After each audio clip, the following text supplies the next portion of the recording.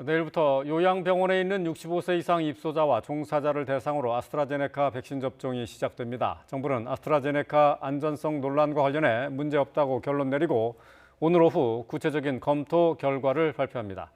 현장에 나가 있는 취재기자 연결합니다. 김우준 기자. 네, 경기 부천시에 있는 요양병원 안에 나와 있습니다. 내일부터 요양병원에서 65세 이상 어르신들을 대상으로 백신 접종이 시작되는데요. 병원도 준비에 한창이겠군요. 네, 그렇습니다. 제가 나와 있는 곳은 본가 원목과 앞입니다. 제 뒤에 보면 직원들 보이실 텐데요. 백신 접종 하루를 앞두고 백신 접종 대상자 보호자들에게 백신과 관련한 안내를 하고 있는 모습입니다. 백신 접종 유의사항을 설명하고 있는 모습을 볼 수 있습니다. 이 원목과 안쪽을 보게 되면 이 냉장고 하나 보이실 텐데요. 냉장고 안에 아스트라제네카 백신이 보관되어 있습니다.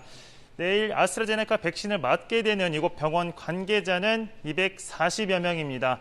총 대상자 268명 가운데 90% 가까이가 백신 접종에 흔쾌히 동의를 한 겁니다.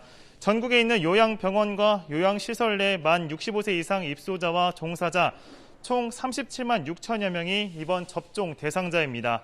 요양병원에서는 백신을 직접 전달받으면 병원에 상주하는 상근 의사가 예진한 뒤 자체적으로 접종합니다. 30일부터 접종이 시작되는 요양시설 같은 경우에는 각 구청 소속 보건소 직원들이 시설을 방문하거나 어르신들이 관할 구청 보건소를 찾는 방식으로 접종이 이루어집니다. 정부가 정한 아스트라제네카 백신 접종 간격 기준은 10주입니다. 따라서 이번 접종 대상자들은 3개월 뒤인 6월 첫째 주부터 2차 접종을 시작합니다. 정부는 병원과 시설 외 어르신들, 특수교육 종사자와 보건교사, 경찰, 군인 등 1,150만 명에 대해서 2분기 안에 접종을 마친다는 계획입니다. 아스트라제네카 백신의 안전성과 관련해서는 계속해서 논란이 있는데요. 정부는 문제없다고 결론을 내렸죠? 네, 그렇습니다. 정부는 앞서 65세 이상 고령층 같은 경우에는 사망률이 높기 때문에 우선 접종 대상자로 선정을 했었습니다. 다만 아스트라제네카 백신에 대한 효과를 검증할 수 있는 자료가 부족하다는 이유로 잠시 중단했었고, 최근에는 아스트라제네카 백신에 대해서 피가 응고돼 덩어리가 만들어지는 혈전 우려가 나왔습니다.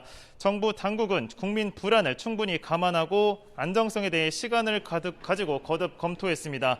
그 결과 문제가 없다는 명확한 결론을 내렸습니다.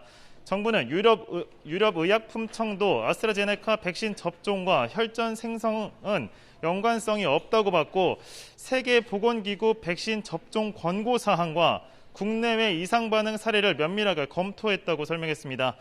정세균 총리는 아스트라제네카 불신을 완전히 종식하는 차원으로 오늘 오후 백신 안정성에 대한 구체적인 검토 결과를 발표합니다. 현재까지 1차 백신 접종을 마친 사람은 65만 명을 넘어섰고, 이 가운데 90% 정도인 60만여 명이 아스트라제네카 백신을 맞았습니다. 지금까지 경기도 부천시에 있는 요양병원 안에서 YTN 김우준입니다.